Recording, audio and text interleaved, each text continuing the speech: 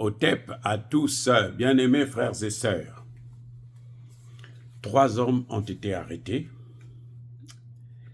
pour tentative d'assassinat du président élu, candidat, quand il était encore candidat. Maintenant, il est le président élu des États-Unis d'Amérique, M. Donald Trump. Le cerveau penseur de cette opération s'appelle Farhad Shakiri. On dit que c'est l'Iran qui est derrière ça. L'Iran avait donné à ce charade-là 7 jours pour accomplir une telle mission. Et ce charade, c'est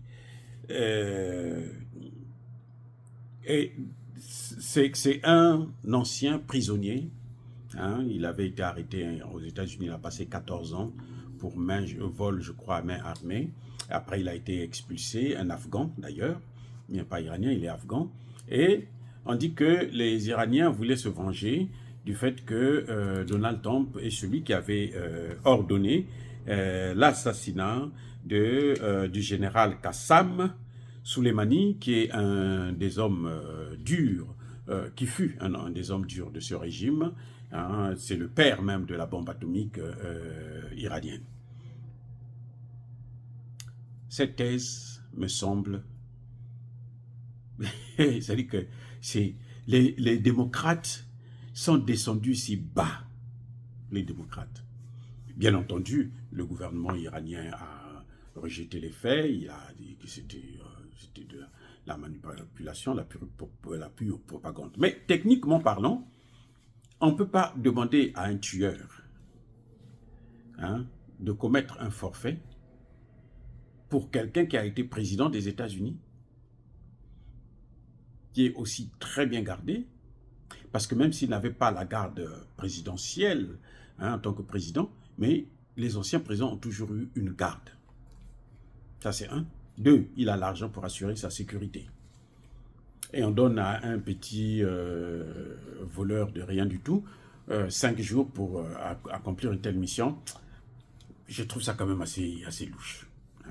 C'est quand même... C'est-à-dire que j'ai l'impression qu'on se moque des gens. Ben, il n'avait qu'à dire que c'est un Iranien qui avait tué aussi Kennedy. Puisque les Iraniens sont trop forts, c'est ce qu'ils ont à faire. Non, l'Iran actuellement,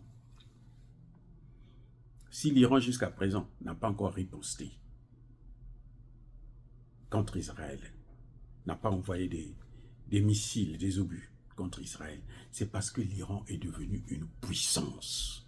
Les amis, écoutez bien, l'Iran actuellement est une puissance économique. On reconnaît une puissance par le nombre de ses ingénieurs, ses cadres, ses spécialistes. L'Iran forme plus d'ingénieurs qu'un pays comme la France, qu'un pays comme l'Allemagne.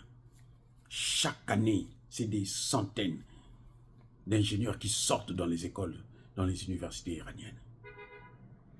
L'Iran est une puissance économique.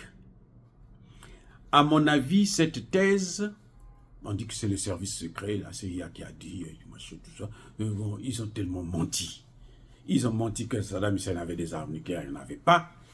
Ils ont menti qu'il y avait des contestations en Libye, il n'y en avait pas. Ils ont menti que Gbagbo n'avait pas gagné la guerre, plutôt les élections, alors qu'il avait gagné les élections. Donc, c'est un gouvernement, c'est-à-dire que c'est des menteurs. Voilà.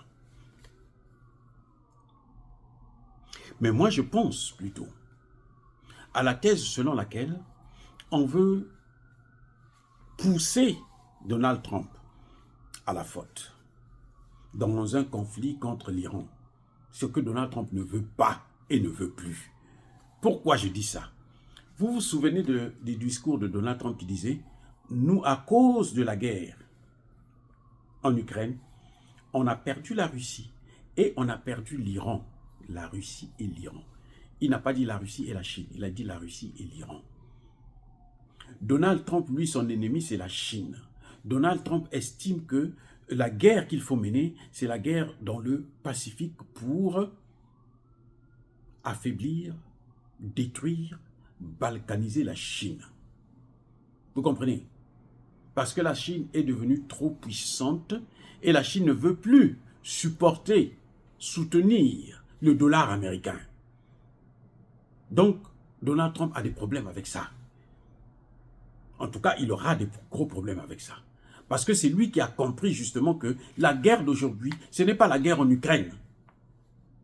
Ce n'est plus la guerre militaire, c'est la guerre économique. Parce que la guerre militaire, les États-Unis sont en retard. Les États-Unis n'ont pas des armes, des missiles intercontinentaux que l'Iran a, que la Corée du Nord a. Alors, s'il faut chercher à rattraper ce retard, on va creuser le déficit ici aux États-Unis et on va continuer à appauvrir, à détruire l'économie américaine. Donc, la meilleure des choses, la meilleure hypothèse, c'est passer par la guerre, plutôt par la guerre économique, relancer l'économie, et à ce moment, on pourra revenir vers la course aux armements. Ce qui a fait que l'ex-URSS puisse se disloquer, c'était justement la course aux armements.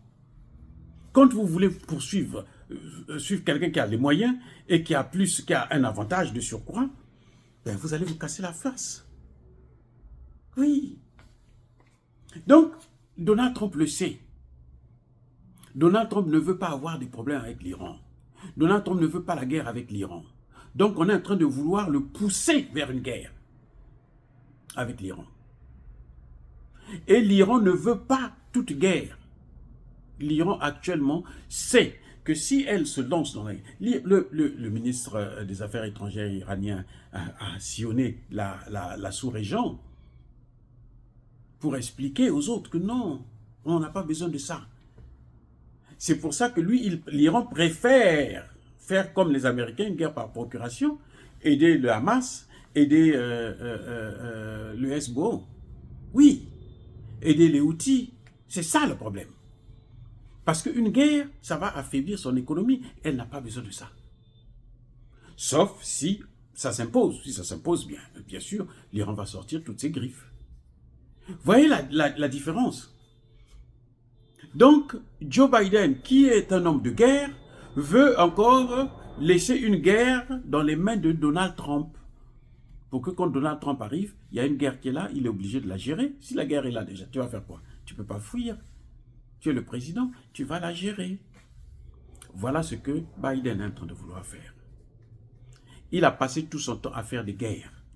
Et plus il est en train de faire des guerres partout, plus le dollar est en train de prendre un coup. La dédollarisation est en train de s'accélérer. Et oui, on ne le dit pas ici aux États-Unis, même en France et partout, parce que on ne veut pas inquiéter le monde.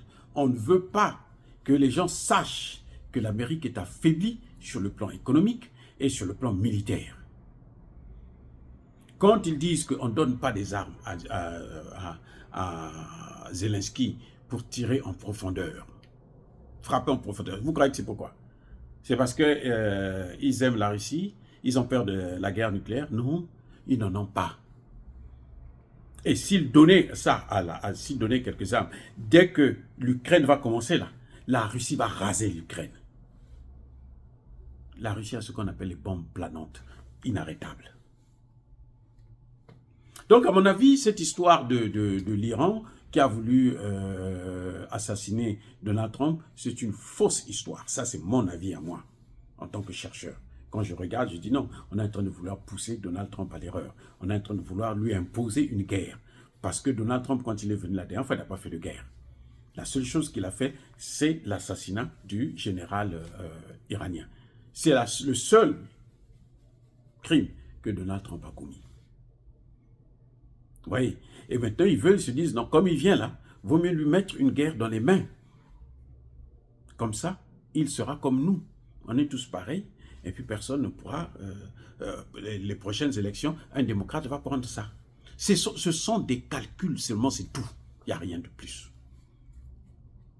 Je ne pense pas, en tout cas je le répète, que l'Iran est responsable à essayer de tenter. Mais il y a eu 2 attentats. Donc les 2 là, c'était les Iraniens. Arrêtez de jouer comme ça. Et qu'ils arrêtent avec ça. Les gars, soyez bénis, soyez abondamment bénis par le Dieu de Kémité, par nos ancêtres fragilisés. Vive l'Afrique éternelle. J'ai dit et j'assume.